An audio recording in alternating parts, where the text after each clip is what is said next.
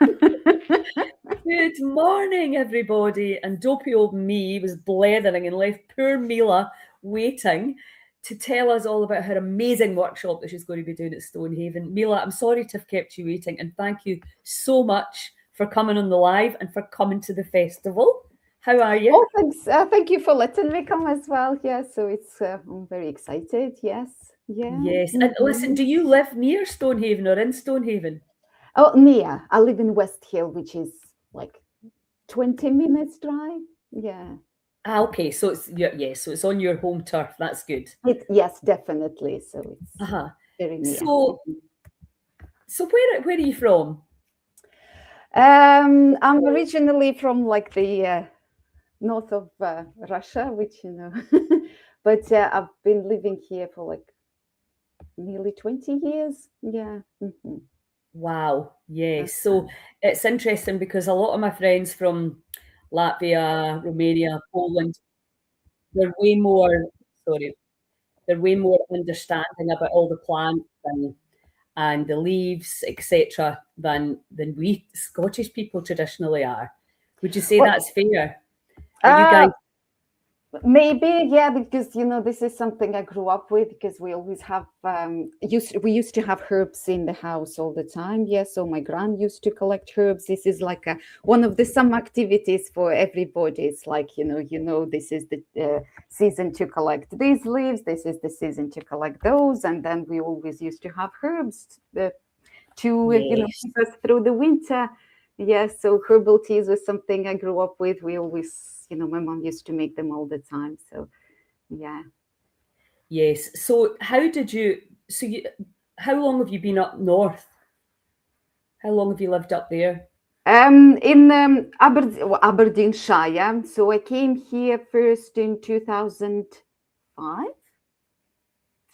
Yes, and then we moved away for 7 years. We actually used to live in Norway. And then I came Ah, back in 2013. Yes. So ah. this is home. I kind of planted my roots here. I've got a house, I've got my dog, and yes. So tell me so you started up this business called Leaves and Snails. Mhm. How did you choose the name?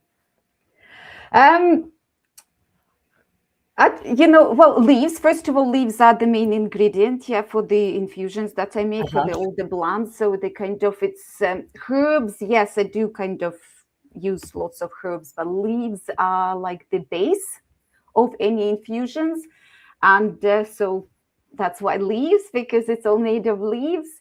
Uh-huh. And then snails is something that kind of came to me when I started kind of collecting the leaves. So I bring like lots of like bags of leaves home, and then I start processing them, and I ended up with so many snails in my kitchen. Yes. So yeah, now I kind of I'm trying to be very careful. So I actually look, try to shake because I don't want to bring them home, because my husband wasn't very happy the first year I used to leave them in the garden. So it's like yes, it And they eat wasn't. the vegetables. Yes, they do, but it's all kind of part of the wild. Yeah, so Yeah, and absolutely. I do kind of like the the snails as something that maybe people see it as pests, but I don't really look at them like that, because it's just something that if it's good for snails, good for us. And Yes. yes, and also it's something that maybe we need to kind of learn to cooperate and live together and share share the leaves. Well, exactly. I mean, I know that when year at the farm, they ate all the cabbages, and then you think, well, they've got to eat too, you know? And what surprised me was how many different kinds there were. One of the gardeners, he gathered a whole load of them up, and you're just like, wow, they all looked completely different. I don't know how many varieties there are, do you? No, I don't. Yeah, no, no, no. Leaves are there just because they. Oh, sorry, snails are there because they like leaves. Yeah, so I kind of Yes. end up with so many of them, and they look very cute. You kind of make pictures of them. Yeah. But no, I don't know much about snails, and I actually don't eat them because I know you can also eat garden snails. Yeah. That's like yeah, but I don't, and I just take them back. Now I collect them and take them back to the woods or somewhere, not in my garden. Yeah, that's right. You don't want to actively encourage it. We put down wool, beer, all the different. Yeah, wool. I noticed the wool actually. These the woolen pallets. Yeah, they work really well. So that's what I used last year. So, do you find the leaves here very different from the ones that you would find in your original destination, or are they very similar, or did you have to sort of learn new ones here? No, not really. No. Some new nose, not the leaves, like some of the wild plants here, kind of different, because I grew up like near the Arctic Circle and nothing really grows. Not much. I mean, lots of things grow, but not much. And so some leaves as wild, like rosebud willow herb is something that I started with because this is something that, where I was growing up, that's what people used to make tea. And so, because there's so many of this is how I started with rosebud willow herb. And then now I'm kind of using fruit tree leaves as well. So apple tree leaves and pear. So everything that kind of any edible bushes or trees that you have in the garden. So yeah, I use those. So yes, so some of them, like rosebud willow herb, I knew from before, and like raspberries and blackberries. Yeah, this is something that everybody knows. But things like wild garlic, for example, I haven't seen wild garlic before I came here. Well, it's abundant this year, and so delicious. So this is something I've learned here. So I thought, okay, that's interesting. Yeah, where I've been down in Cretan for the month of March, and there was just blankets and blankets of it. So I would just take some, and some of the fresh nettles as well, and put it into my scrambled eggs and different things. It's so nice. These basic things that are really easy to identify. But, I only started learning about foraging probably in the last 4 or 5 years. I'm also a wee bit of dyslexic. I look at things and I think I should know what that is, but I can't remember. So I always have a joke with my friend Claire, who's a medical herbalist, and she knows everything about every plant, herb, leaf, its flower. It's such a... I follow her on Instagram, yes. Do you? Yeah. She is the real deal. So I wish that I had... It's just you get to a certain age, you have to just put your focus on certain things. It's possible to learn everything that you want to learn. So tell me how...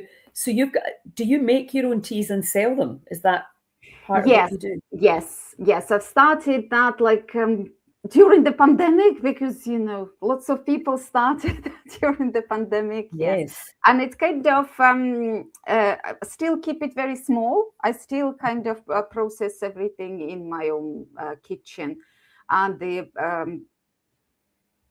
kind of production period is about 2 to 3 months. So I start in June and then finish like around September, like that. Yes. And and then I've got something that, I sell through the year. I go to farmers markets, to like different independent small markets. Yes. And I've got a website as well. Yeah. Oh, nice. Oh, tell me I think maybe I put your website address, but tell me again and I'll just put it in for people that are watching. What's it? It's just Leaves and Snails, one word, Leaves and Snails, as one word. Yes, co.uk. leavesasnail.co.uk. Well, we'll soon find out. Yeah, no, snails. So now you're going to have these teas. You're going to teach people how to make these teas. Is that right, at the festival? Yes, I'm going to bring lots of bottles like that. So so nettle. So they kind of these are from last year's season, because we don't have elderflowers yet, not yet. So I've got lots and lots of bottles with different leaves and herbs. So leaves, for example, like bilberry leaves. Yeah, can you see? Yes. Yeah, okay. Yeah, so leaves are all fermented. So Okay. yeah. So to use them in tea, they do need to go through fermentation process, because then they change the kind of chemical formula. They become kind of better for our stomachs, yes, for digestion. Yes. And yeah, and they also kind of release better chemicals after, so they kind of increase their nutritional value after fermentation as well. So see, plum tree leaves, yeah, so I do have leaves. So normally what I teach people, you start with leaves, you choose your leaves, and I've got like a table with suggestion, and also like people sometimes think, oh, I'd like to try that, or try to try, apple tree leaves in my tea, or this and this. So it's completely kind of personal. They do, all of the leaves and all of the herbs, as you know, do have medical properties, but I kind of don't mix them according to that. That's slightly different. Yes, because Yes. it's you have to follow the correct proportions, and you have to be really careful about what you mix. Yeah, because some of the herbs or some of the leaves that they can cancel the other properties. Yeah, so you have to be careful. But mine are more about like slowing down and just relaxing and enjoying the taste as well, and maybe connecting to your local environment as well, to yeah, so Yes. you know what's in there. So something that is around you, you know what you can use in your teas. And yeah, so then it's kind of then I mix them according to the taste as well. What goes better, what tastes better. Yeah. And And that's a nice thing to do, because obviously if it tastes nice, you get that whole resonance through your body, that whole kind of like, oh, this is lovely. And also I think Claire and I talk about this a lot, is that we have so many powerful plants and leaves and in our own country. We don't need to be bringing them in from other places. Everything that we need is around us. And I think, that's something that we're both really kind of keen on. I mean, the nettle is such a powerful plant, but we've just never been given the correct narrative around it. And I believe because they burned all the witches, that information was just literally taken out of our lives.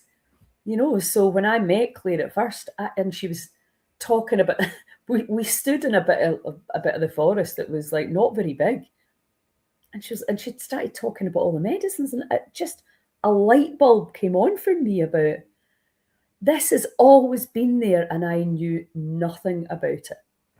And it's just such exciting information.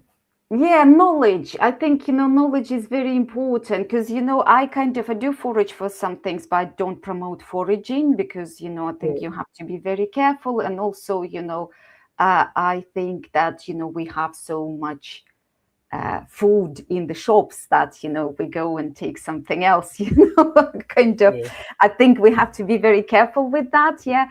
But knowledge, yes, that's something I definitely try to promote, with what I do. So just like looking around, because, it's like if you go to a party, yeah, and you walk in and you look around and you don't know the people, you feel not very comfortable.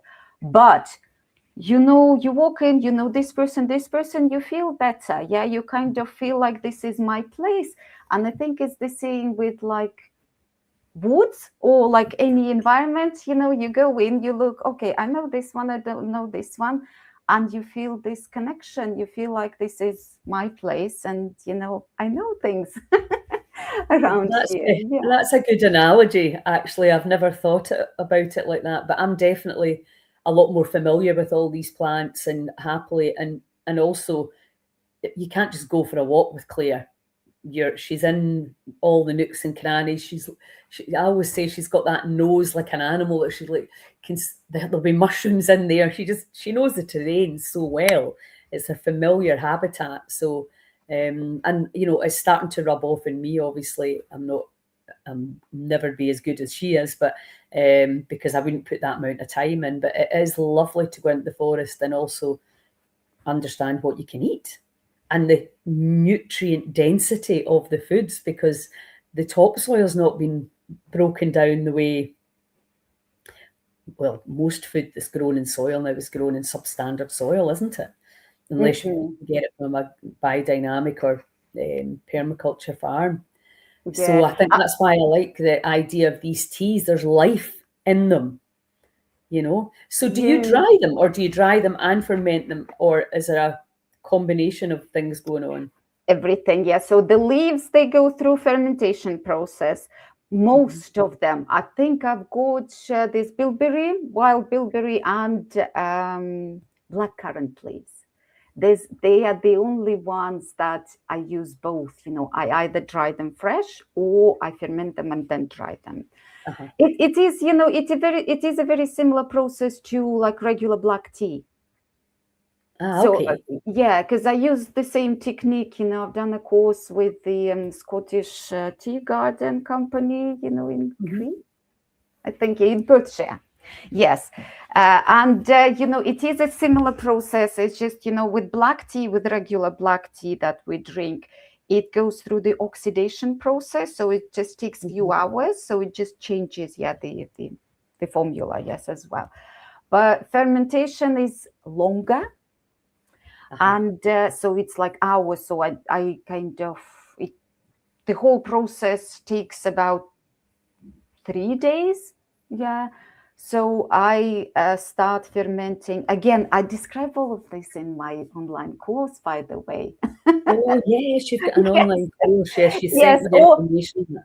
All of this, you know, what you can collect, what you can use from your cupboard, because lots of these, you know, spices as well. I do use spices for some infusions as well. So spices, herbs, leaves, whatever you've got in your cupboard as well, you can use in your home infusions. And yeah, so fermentation, sorry, I'm talking too much again. So fermentation. No, not at all. This is fantastic. Yeah, it's a similar process to oxidation like that the black tea goes through. But, you know, fermentation takes longer.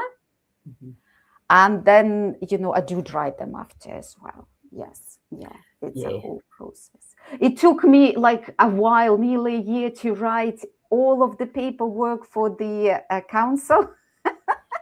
Because, you know, I had to, when I registered the business, you know, I had to write all of that, you know, because, you know, because the council didn't have like anything to look through. I had to create all these guidelines, yeah, myself. So it took me a while. So, and it's all actually, that's why I decided to make this course, to write the course, because, you know, I've done so much work. Like Absolutely. On so much paperwork. And I thought, you know what, this is something that I do in my kitchen. And, you know, it's not like a big production or anything. It's something that anybody can do. Yeah. But I think that's what's lovely about it. Back to these little kind of cottage industries where, you know, people will know you in your community and they can come and get that stuff from you, and they don't need all the legislation, because the legislation puts a lot of people off doing what they're really good at, because it becomes prohibitive to, you know, if you've got the time to do all the stuff that they ask you to do. Bureaucracy has just destroyed creativity, if you ask me.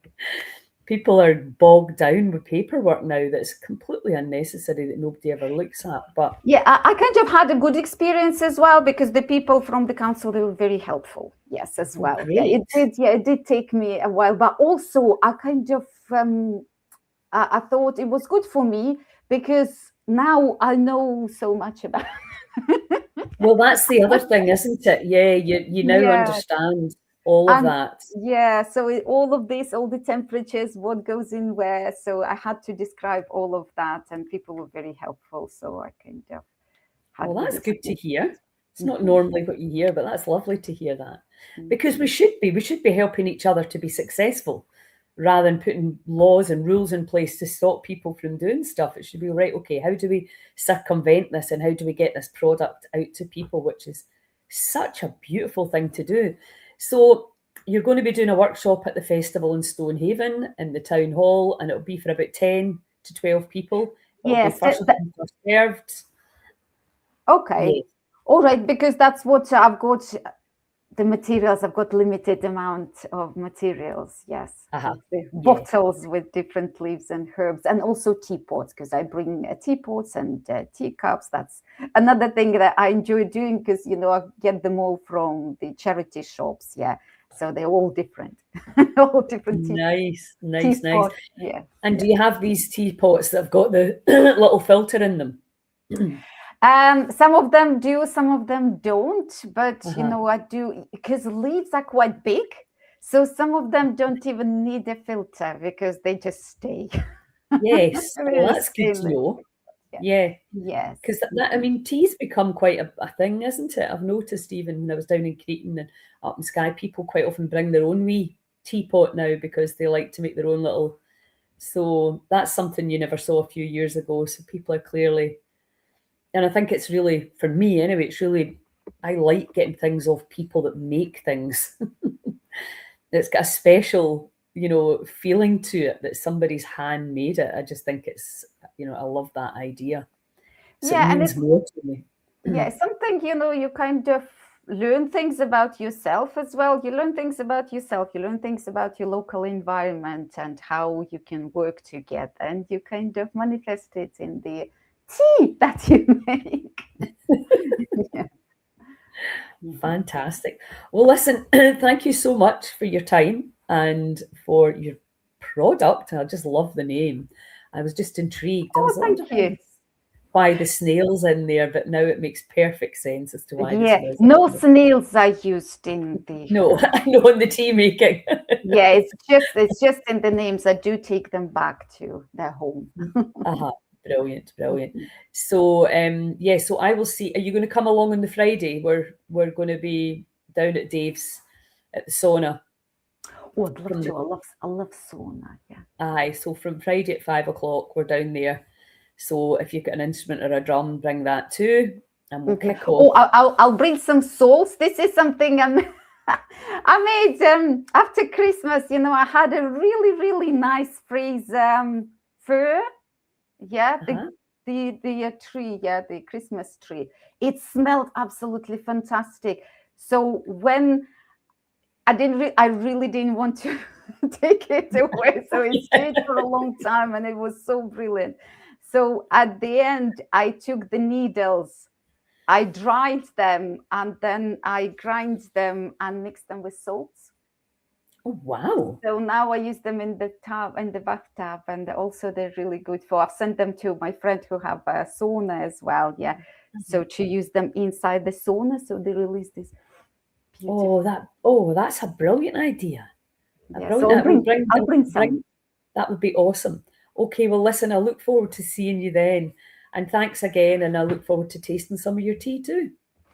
And the Excellent. online course, yeah, I'll put the link in for the online course as well so that people can, if they're interested, can tune into that as well. Okay. Yeah, thank you very much. Milla. So Thank I'm you. looking forward to the next weekend. Yeah, fantastic. Bye.